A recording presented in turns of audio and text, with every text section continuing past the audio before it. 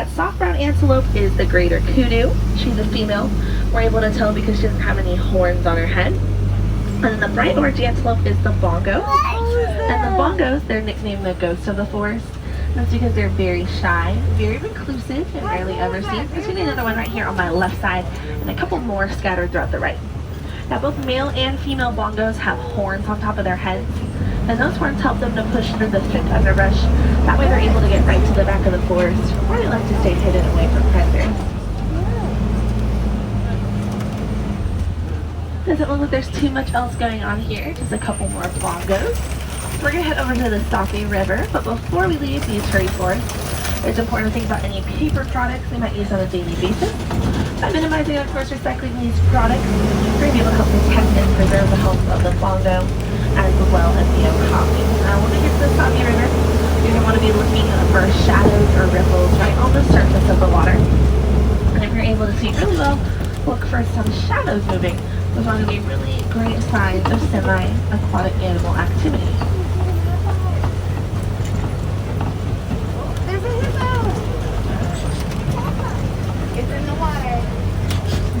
Some ripples over here on that right side, but I'm not able to see too much, which means you guys probably aren't able to see much either. But on our left side, looks like there is a group or a bloat of hippos right inside the water here. They're going to be on that back half of the island. And they're going to live in, again, a bloat or a group. And the hippos are some of the largest and most territorial animals in all of Africa. And they spend the majority of their day inside of the water. And that's because hippos have no sweat glands, so hanging out inside of the water helps to keep them nice and cool. They're able to hold their breath for about 5 to 8 minutes at a time, so when you start to see the bubbles popping up, that means that a hippo is getting ready to pop up for a breath of air. Now, even though the hippos do spend essentially all day inside of the water, it's kind of crazy to know that hippos can't swim. What we're going to see the hippos do is they sink all the way down to the bottoms of the water, and then they move through it by walking or running along the banks. Then as the temperatures up above start to cool, we'll see lots of hippos climbing outside of the water. And they're going to be looking for some grass to eat. Just on the back half of this dam, some of the most deadly predators in Africa, and those are the Nile crocodiles.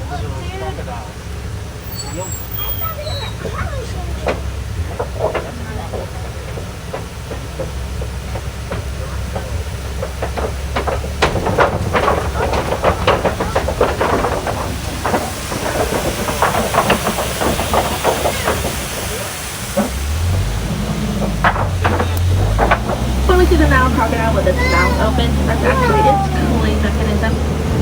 They're not able to regulate their body temperatures like you and I can, so they'll open their mouth, exhale hot air, and they're going to try to inhale lots of cool air. Again, that's going to help keep the Nile crocodile nice and cool. The jaw on the Nile crocodile is what makes it one of the most deadly predators in Africa. That's because it has the ability to crush straight through the bones of its prey that are twice its size. And that's pretty impressive. The Nile crocodile is quite large. Can actually grow to be about 16 feet in length, and it'll weigh anywhere between 300 and 600 pounds. Well, we're going to head out to the savannah now, and the savannah is home to some of the most famous animals, and probably a few of our favorites too, just like the cheetahs, the zebras, and the lions. The landscape is heavily influenced by the animals that live here, so we're going to see lots of broken up, laying down trees, and those are going to be bulldozed trees from the elephants. Giraffes, they're going to prune the underneath of the trees with their long freehand-style tongues. And all the species of antelope do their part by keeping these grasses nice and mowed down. Just like the zebra here on our right side. We're going to pull on over to these ones. They're a little bit in a better spot for us to see. Now, these are Hartman mountain zebras. We're able to tell since they have a pretty thick hoof, and that's designed for climbing a bit more of a rocky terrain. Now, that zebra that we passed first looks a little bit smaller, so that's one of the younger ones. When they're really young, they're called foal, and what the foals do is they imprint on mom, and that's going to help them to better recognize mom's scent and stripe pattern. That's because those stripes are like our fingerprints, so they're 100% unique and individual to each and every zebra. They're also a very social, non-territorial animal. They communicate with chubs. And right on the tip of the zebra's nose is the solid black color. So that's how we're able to tell that the zebras, they're actually black with white stripes.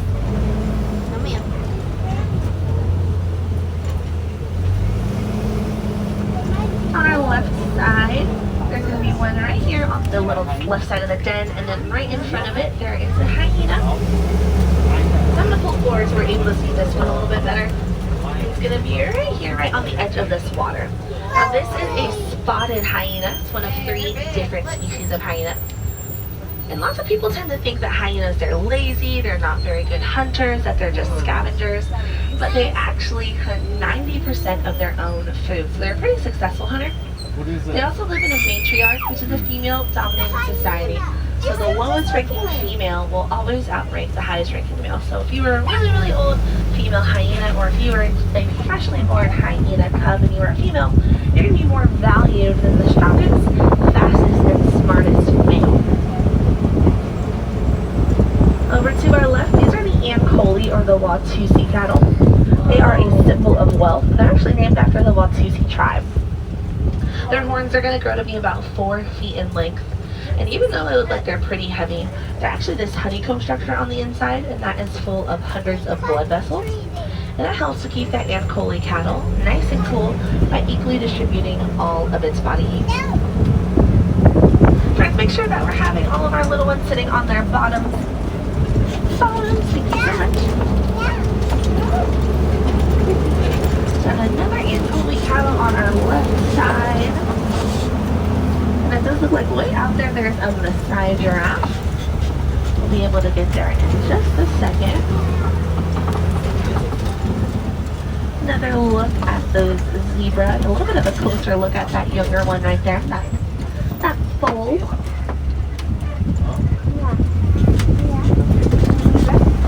And then over here on our right is that Maasai giraffe.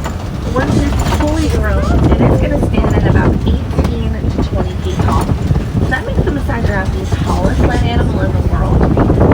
And then also on the right side, see these really small brown white antelope, and they are the springbok. And the springbok is their name because when they're frightened, they're able to spring about 6 feet into the air when they're standing still. When they're moving forward at speeds of about 60 miles an hour, they're able to reach about 13 feet when they leap or they spring. And the springbok is also South Africa's national animal. Also out there, we're going to see some wildebeest. Now I mentioned that the giraffes share that prehensile tongue with their cousin, the okapi. That tongue, you might be able to see a little bit of it. It's a dark purplish color. That is to prevent sunburn.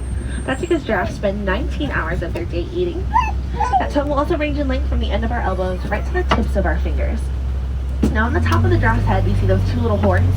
They are called ossicones. Ossicones start off as a very soft cartilage material when they're younger, and as the giraffe gets older, the ossicones are going to start to harden and fuse down. Now the ossicones, they're going to be a place you're going to want to look to determine if a giraffe is a boy or a girl.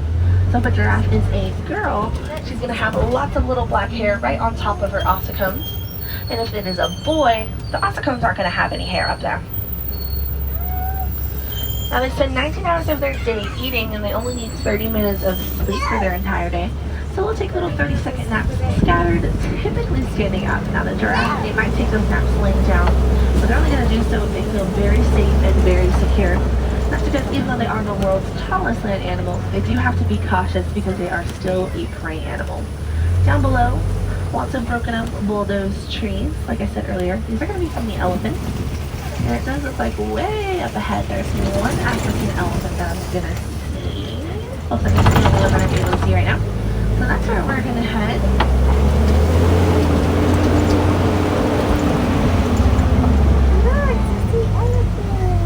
And we're going to be able to tell that this is an African elephant based on its ear shape. So its ear shape kind of resembles the shape of Africa on a map. And that's what helps to give it its name, African elephant.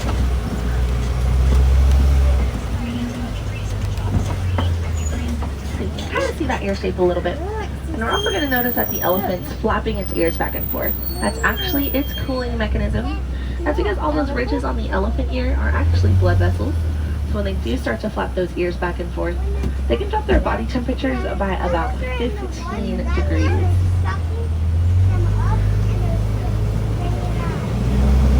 Now for those of you who have Disney Plus at home and have yet to watch the magic of Disney's Animal Kingdom, you're missing out on a lot of really great information. A lot of it's educational, and then a lot of it is little backstage secrets that once upon a time cast members weren't even allowed to share with guests.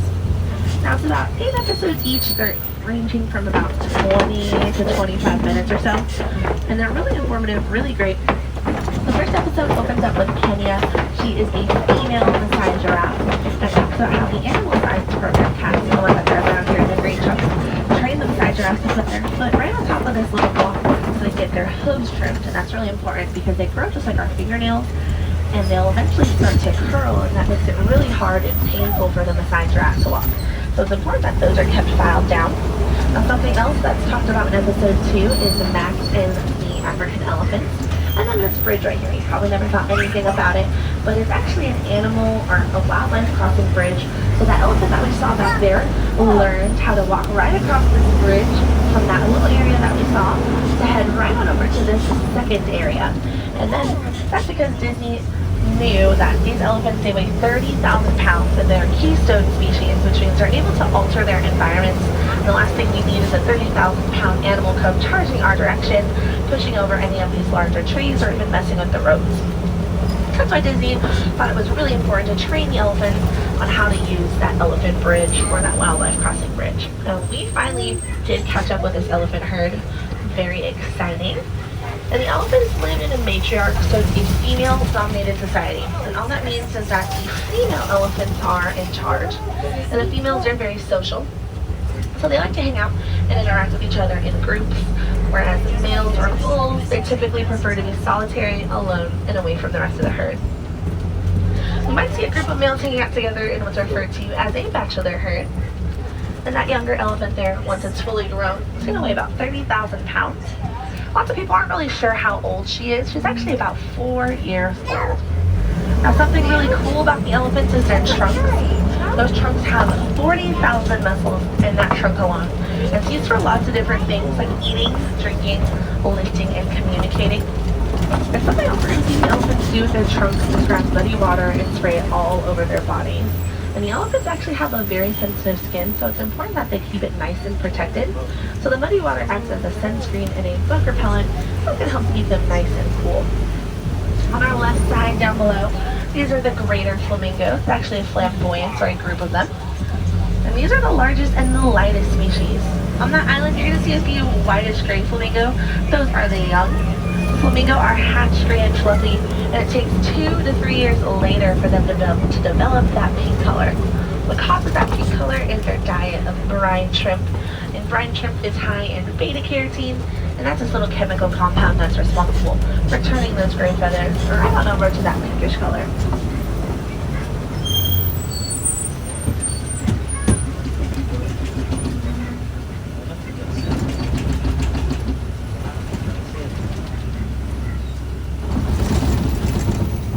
Unfortunately, majority of the animals that do live on this reserve in the wild are considered to be endangered, or worse, critically endangered. And if they're critically endangered, that means that they are unfortunately maybe stepping their way towards extinction. And it's really important that we do anything that we can to make sure that we don't see that happen with any more species of animals.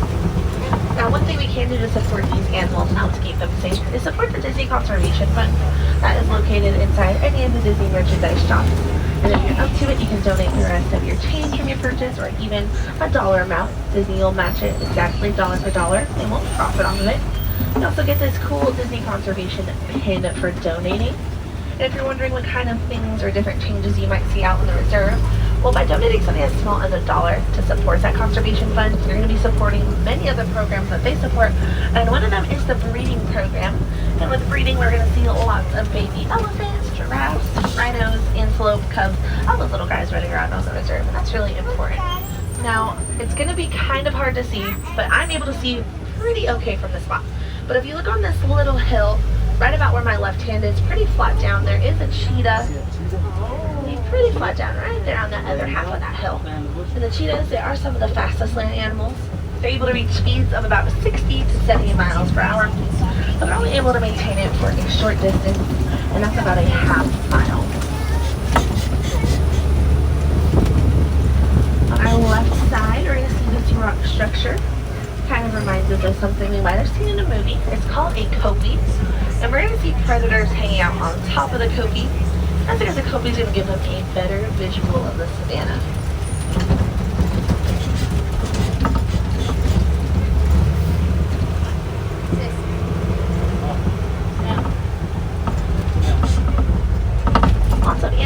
over there on that right side. We'll talk about them once we make this loop. On our left side, it looks like we're able to see some lions. Looks like there are 2 lionesses. Those are the females. They're going to be the ones without the really big, fluffy mane. And then right about here, it looks like I'm able to see a male lion as well. He's the one with the big, fluffy mane. And that mane's going to darken as he matures. Now the lions, they're inactive for 16 to 20 hours of the day. And the reason why they're so inactive, hey buddy back there, can you take a seat for me? Thank you. The reason they're so inactive is because they're lousy hunters. They have about 30% success rate. So it's really important for them to save all of their energy so they're able to be successful while they hunt. That hunt is led by the female, the lionesses. And while they're out there hunting, the male lion stays back to protect the rest of the herd. Now if you peek through those bushes, you'll be able to see 3 warthogs. Warthogs are in the same family as the domesticated pigs, and they're pretty good. They can charge about 40 miles an hour. On our right, we're going to see these white antelope. These are the scimitar horned oryx. Unfortunately, they are now extinct in the wild.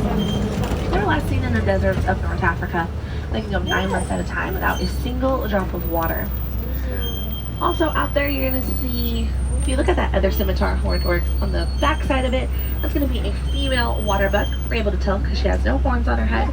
And then way off to the left, that little brown and white antelope is the bontebok. And in the 20th century, the bontebok was almost extinct. There are only about 10 left in the wild. And that's because they were heavily poached for their coats.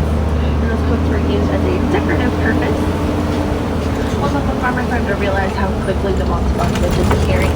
So our local farmer turned to other local farmers, researchers, and brought lots of attention to that issue. And in doing so, that local farmer was able to help increase the number of bonteboks out in the wild.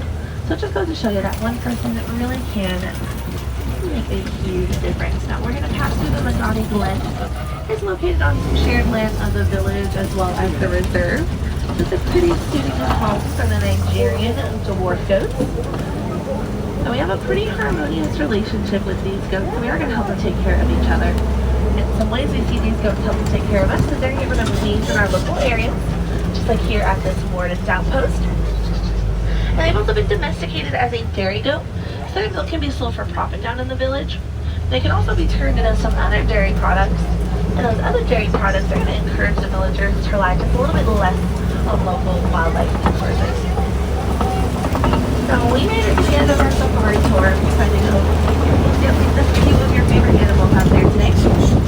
But as I've been mentioning, they're facing these constant battles out in the wild, the hunting, poaching, and loss of habitat, and they're weighing pretty heavily down on their population sizes. So there's only about 400,000 wild elephant left in the world, 68,000 wild giraffes, and only about 40,000 wild rhinos. And those numbers might sound pretty large, but unfortunately they're just a tiny fraction of what those population sizes used to sit at. So that's why one, it's really important that we help out, make sure these animals are kept nice and safe, and two, that we find little programs, funds, etc. to help support these animals. Now, a great tool to help navigate these issues, because they are pretty complex, is AZA.org. That is the Association of Zoos and Aquariums. On that site, you'll find a list of zoos and aquarium models just like this, located all over the country. Also on that site, lots of animal facts, not just about the animals that we've seen throughout the park, out in the reserve, but any animal that you might find out in the wild could be able to be on that list. And there's also a list of species-specific conservation tips. So if you're really passionate about helping out those giraffes, so pop on there and review lots of different things you can do at home. Now, we can also review for you to tackle and make some other decisions around caring. And just by doing a couple of these things, you're going to be able to carry a large positive impact for these endangered animals. Now, if there are any wilderness explorers on board, you have been on the Simba 1. And I just want to say, Kwaheri, that means to go well. So go well, friends.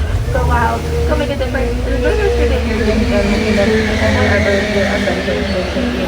Our mission is on the right side. Watch those